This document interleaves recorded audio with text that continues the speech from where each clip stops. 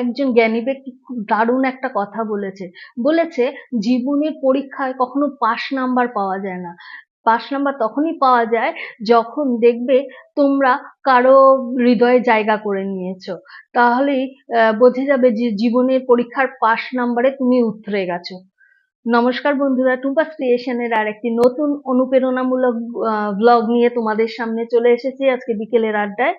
আজকে শোনাবো একটি রাজা এবং তার 4 রানীর গল্প। একজন রাজা ছিল যার নাকি বিশাল সাম্রাজ্য ছিল, প্রচুর সৈন্য সেনা ছিল, সমস্ত ধন দৌলত প্রাচুর্যের কোনো অভাব ছিল না। সেই রাজ্যের রাজা বৃদ্ধ হয়ে গেছিলেন এবং তার মাঝে মাঝে অসুখ শুরু করে দিয়েছিল। এরই মধ্যে তিনি তার উত্তরাধিকারীকে নির্বাচন করে ভবিষ্যতের রাজা নির্বাচন করে রেখেছেন তার বড় ছেলেকে। সমস্যা এটা ছিল না, সমস্যা ছিল রাজা রাজবৈদ্য। রাজা শরীর স্বাস্থ্য দেখে বললেন যে আপনার তো সময় ভালো যাচ্ছে না, আপনার শরীর স্বাস্থ্যও ভালো নেই, শেষ জীবনটা আপনি জঙ্গলে গিয়ে সন্ন্যাস জীবন যাপন কাটান এবং ভগবানের স্মরণ করে আর বাকি জীবনটা কাটিয়ে দিন। আপনি তো অনেকদিন এই রাজ্যের ভার নিয়ে সমস্ত দিক খেয়াল রেখে সুন্দর করে মেনটেন করে চলেছিলেন। এখন আপনি আপনার বাচ্চাদের ওপর এই রাজ্যের ভার দিয়ে আপনি নিশ্চিন্ত মনে ভগবানকে শেষের জীবনটা স্মরণ করে কাটিয়ে দিন। সমস্যা ছিল রাজার ছিল 4টে রানী। এই 4টে রানীর একজনকে নিয়ে রাজা চাইছিলেন যে তার সন্ন্যাস জীবনটা কাটাতে। চতুর্থ রানী, যাকে রাজা শেষে বিয়ে করেছিলেন এবং ভীষণ ভালোবাসতেন, রাজা তার কাছে গেলেন, গিয়ে বললেন যে বৈদ্য আমাকে বলেছে শেষ জীবনটা জঙ্গলে সন্ন্যাস নিয়ে কাটাতে, তুমি কি আমার সঙ্গে যেতে পারবে? শেষ জীবন আমার সঙ্গে জঙ্গলে কাটাবে। রাজা চতুর্থ রানীকে ভীষণ ভালোবাসতেন, কারণ সবে নতুন বিয়ে হয়েছে। কিন্তু চতুর্থ রানী শোনা মাত্র সঙ্গে সঙ্গে বলল যে না, আমি আপনার সঙ্গে যেতে পারবো না, আপনার যেখানে ইচ্ছা আপনি চলে যেতে পারেন। আর আরো এও বললেও যে আপনি যেখানে ইচ্ছা সেখানে যান, আমি এখানেই থাকবো। এই শুনে রাজা খুব অপমানিত বোধ হলো এবং মনে মনে ভাবতে লাগলো, যাকে আমি এত ভালোবাসতাম, যাকে আমি এত খেয়াল রাখতাম, সে কিনা আমার মুখের ওপর না বলে অপমান করে দিল। এই কথা ভাবতে ভাবতে রাজা তৃতীয় রানীর মহলে গিয়ে পৌঁছলেন এবং সেখানে গিয়ে তৃতীয় রানীকে বললেন যে রাজবৈদ্য আমাকে বলেছে আমার তো বয়স হয়েছে, আমার শরীর ভালো না, আমার শেষ জীবনটা সন্ন্যাস ধর্ম নিয়েই জঙ্গলে কাটাতে। তো আমি তোমাকে তো ভীষণ ভালোবাসি, ভীষণ তোমার খেয়াল রাখি, তুমি কি আমার সঙ্গে শেষ জীবনটা জঙ্গলে কাটাতে পারবে?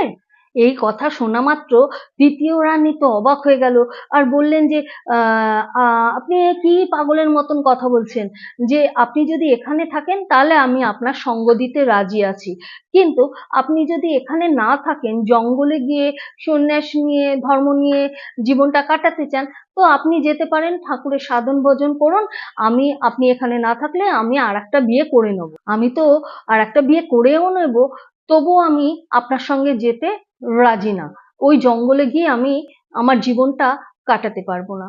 তো শুনে রাজা যথারীতি মন খারাপ করে দ্বিতীয় রানীর কক্ষে যেতে যেতে ভাবলো, দ্বিতীয় রানীকে তো আমি ভীষণ ভালোবাসি, দ্বিতীয় রানীর খুব বুদ্ধিমতী, ওকে বললে ও নিশ্চয়ই আমার কথাগুলো বুঝতে পারবে। দ্বিতীয় রানীর থেকে রাজা সমস্ত রাজনীতির বুদ্ধি নিত, কোনটা ভালো কোনটা মন্দ সমস্ত বুদ্ধি দ্বিতীয় রানী খুব ভালো রাজাকে দিতে। তো রাজা ভাবলো যে যাই, ওকে গিয়ে বলি আমার এই সন্ন্যাস জীবনের কথাটা, ও নিশ্চয়ই আমার কথা বুঝে আমার সঙ্গই দেবে। তো রাজা গিয়ে যথারীতি দ্বিতীয় রানীর কক্ষে গেল এবং ভীষণ মনে আশা নিয়ে গিয়েছিল, কারণ রাজা সবকিছুতে দ্বিতীয় রানী খুব সাহায্য করত।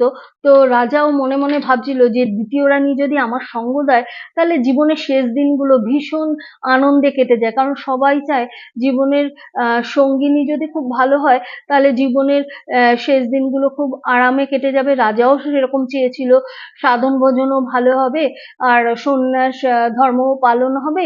এই মনে ভাবতে ভাবতেই উনি দ্বিতীয় রানীকে গিয়ে বললেন, আগের রানীদের যা বলেছিলেন সেই কথাই বললেন যে রাজবৈদ্য বলেছেন যে আমার তো বয়স হয়ে গেছে, আমাকে বনে জঙ্গলে এখন সন্ন্যাস নিয়ে ঠাকুরের সাধন ভজন করে বাকি জীবনটা কাটিয়ে দিতে। এই কথা শুনে দ্বিতীয় রানী বললেন যে আপনার সঙ্গে তো আমার যাওয়ার ভীষণ ইচ্ছা ছিল, কিন্তু আমি আমার ইচ্ছা সত্ত্বেও আপনার সঙ্গে যেতে পারছি না। আপনার সমস্ত কাজে আমি একসঙ্গে সাথ দিয়েছি, সহমত পোষণ করেছি, আপনার সমস্ত আপদে বিপদে বুদ্ধি দিয়েছি, কিন্তু আমার তো ভীষণ ইচ্ছা ছিল, কিন্তু আপনার সঙ্গে এই মুহূর্তে আমি আপনার সঙ্গে জঙ্গলে যেতে পারছি না। আমি আপনার সব ডিসিশনে সঙ্গ দিয়েছি, কিন্তু এই ডিসিশনে আমি আপনার সঙ্গ দিতে পারলাম না, আমাকে ক্ষমা করে দেবেন। কিন্তু আপনার অন্তিম যাত্রায় আমি সমস্ত আয়োজন করব এবং ভালো মতন যাতে আপনার অন্তিম সংস্কার হয় রাজকীয়ভাবে, সেই ব্যবস্থা আমি সমস্ত কিছুই করে দেব। এই নিয়ে আপনাকে ভাবতে হবে না। এইগুলো আমি সমস্ত দায়িত্ব নিলাম, আপনাকে কথা দিলাম আপনার অন্তিম সংস্কার যাতে মহা সমারোহে সারা দেশের লোক জয় জয়াকার করে, এরকম ভাবেই আমি আপনার অন্তিম সংস্কারে কাজে লাগাবো আমার সময়টাকে। আপনি আপনার সাধন ভোজন নিয়ে আপনি শেষ জীবনটা জঙ্গলে কাটিয়ে দিন। আমাকে ক্ষমা করবেন, আমি বারে বারে আপনার কাছে ক্ষমা প্রার্থী। তো দ্বিতীয় রানীর সঙ্গে কথা হওয়ার পর রাজা মন খারাপ করে যথারীতি রাজমহল থেকে বেরিয়ে যাচ্ছিলেন, এবং পেছন থেকে হঠাৎ একজন মহিলার গলা পেলেন, যে শুনুন, আমি আপনার সঙ্গ দেব, আপনার শেষ জীবনে আমি আপনার সঙ্গে জঙ্গলে গিয়ে থাকবো, আপনি যত দিন ইচ্ছা বলবেন, আমি রাজি আছি। রাজা পেছন ঘুরে তাকিয়ে দেখলেন যে একটি রাজমহলের দরজার সামনে তারই প্রথম স্ত্রী, প্রথম রানী যিনি, উনি দাঁড়িয়ে রয়েছেন এবং এ কথা রাজাকে বললেন। রাজা তো ওই রানীকে দেখে, প্রথম রানীকে দেখে মনে মনে ভাবলেন যে একেই আমি প্রথম বিয়ে করে এনেছিলাম এবং একে প্রচন্ড ভালোবাসতাম আমি, কিন্তু পরপর সব রানী আসার পর থেকে এর অবহেলা করা আমি শুরু করে দিলাম, এর কোনো খেয়াল রাখ, অথচ সেই বলল যে রাজা, আমি আপনার সঙ্গে যাওয়ার জন্য তৈরি আছি।